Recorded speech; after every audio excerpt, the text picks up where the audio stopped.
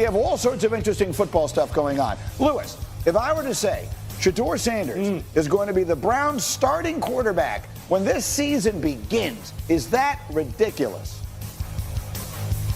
No, Greeny, you know, it's not ridiculous as long as they are able to. And I heard Dan Graziano talking about this morning earlier on ESPN Radio. Yeah, I listen to it when I'm in my car in the morning. It's all, as long as they can get him enough reps. And it sounds like Kevin Stefanski is aware of the fact that in order to create a real quarterback competition, he has to kind of change some things in terms of the way he divvies out reps during the preseason and during the offseason. If he can compete with Dillon Gabriel, if he can compete with Joe Flacco, he can compete with Kenny Pickett, there's a very good chance that if this is an organic competition with a level playing field, he could be your starter week one, no question about it. Look, sometimes we attach this number now. He was a fifth-round draft pick, and I understand that there was a reason for that. I'm not pretending it doesn't matter at all. But what I'm saying is if he had been drafted in the second round or the first, which is what we were expecting, then there'd be almost no debate about it, right? We'd be with exactly the same body of work in college and the same skill set. We would absolutely be forecasting him to be the starter, especially, Dan, when you consider the other options they have available. Right, but he is a fifth-round pick, and there was another quarterback they drafted 2 rounds earlier this year, right. In addition to Joe Flacco, who helped them get to the playoffs 2 years ago, and Kenny Pickett, who he's in the mix as well. So they have 4 guys. They need to get them all practice reps.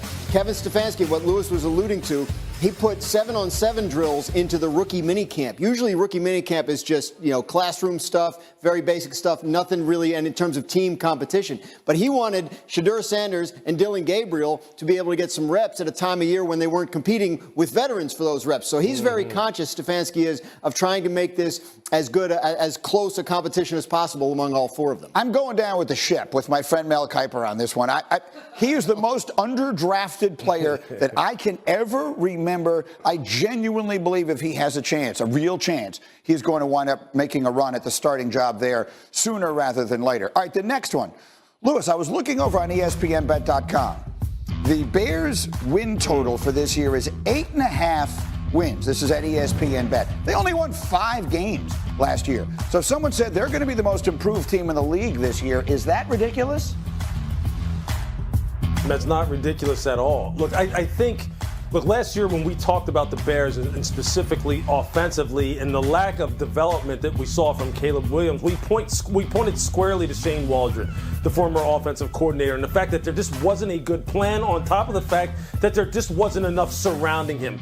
Well, all of that has changed this year with Ben Johnson coming in, with the revamping of the interior 3 of the offensive line, and then the work that they did in the draft, Greeny, and we were there on the desk and we saw it. We saw them draft Colston Loveland. We saw them draft Luther Burden, wide receiver, tight end, respectively, to go along with a guy like DJ Moore, and Rome Odunze. This team is loaded offensively. Now it's about putting together a good plan and Caleb living up to his potential that he showed in college, that he showed at Oklahoma, that he showed at USC. And if all that comes together, this could be one of the more explosive offenses in the NFC and in the league overall. Now, I know that's a big leap. People say, hey, look, let's just crawl before we walk. Let's walk before we run. But look, this league, people can go worst to first in a hurry. I'm not saying they're going to go worst to the first in their division, but they will be much improved. One of the most improved teams in the NFL. Yeah, not at all ridiculous. I mean, look at last year's Washington Commanders, how quickly things can turn around if you put the right people in the right positions. A lot of unknowns with that coaching staff in Chicago, but, they're well regarded, and obviously I think the defense will be good under Dennis Allen. So I think the Bears have a chance, but the division, as you mentioned, is rough. That is rough, and that is going to probably cost them on their win total because they're going to have to fight against those other 3 teams that all made the playoffs last year. Most improved team, I'd be looking more at like a San Francisco or a Dallas, teams we've seen do it and then had their seasons last year done in by injuries. Oh, you mentioned Dallas, did you? Well, isn't that a good segue?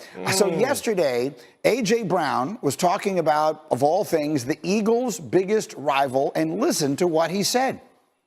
Now, we're going to have to worry about them, for sure. We're going to have to worry about them. No, I like the trade. I do like the trade. I like the competition, and I like Jordan Pickens. I like CeeDee Lamb and that collab, and it's gonna be exciting to watch, bro, because all that does is bring the best out of us. So if we know how they coming, we know we gotta step it up, Cowboys trading for George Pickens could wind up being one of the most undercovered stories of this entire offseason if he, and it's a huge if, plays up to his enormous potential. Their win total is only 7.5 wins at ESPN Bet. So, Lewis, here's a question I never would have thought I would ask on a show I host, but are we sleeping on the Cowboys? Am I not paying enough attention to the Cowboys? I don't think so, Greeny. Look, I'm gonna look at this from two sides, okay? There's a reason why, when we're talking about football and we're talking about team building, that it's just not about physical skills and what things look like on paper. And the fact that the Pittsburgh Steelers pulled the plug on George Pickens and said, hey, look, instead of looking at this 3, 4, 5 years down the road and investing the kind of money we, need to invest in a guy like you in order to retain you, meaning an upper echelon wide receiver, we just don't think that the risk and reward is in our favor. So we're going to send you down the road to Dallas. So look, we understand the kind of things that George brings as a high riser, above the rim type of player outside the numbers as a true X wide receiver, a guy who can win one-on-one, who's a quarterback's best friend. But it's more than just that. It's about fitting into that culture, being a positive influencer on that locker room for 17 weeks. Not just for a mini camp, not just for a play here and there, but a guy who's going to show up on time, that who's going to be a force multiplier, who's going to be dependable, who's going to be a good team. All those things are what adds up to you, helping you make a team a contender, not just highlight reel catches.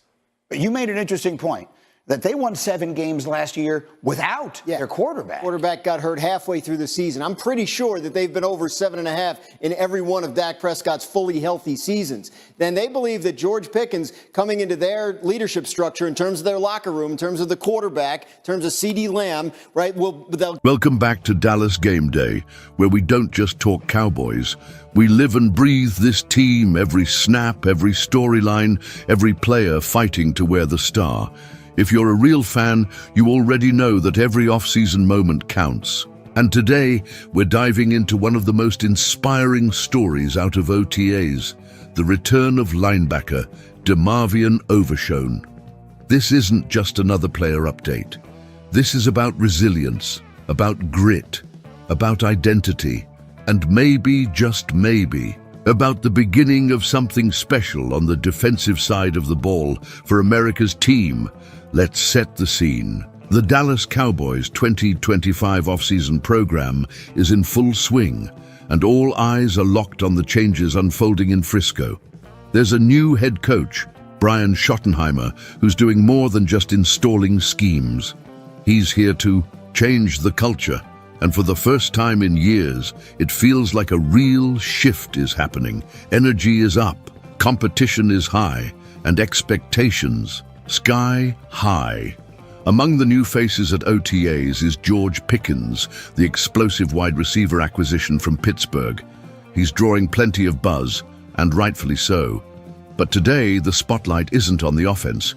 It's on a young defender who has battled through setback after setback and is still standing tall, ready to earn his place.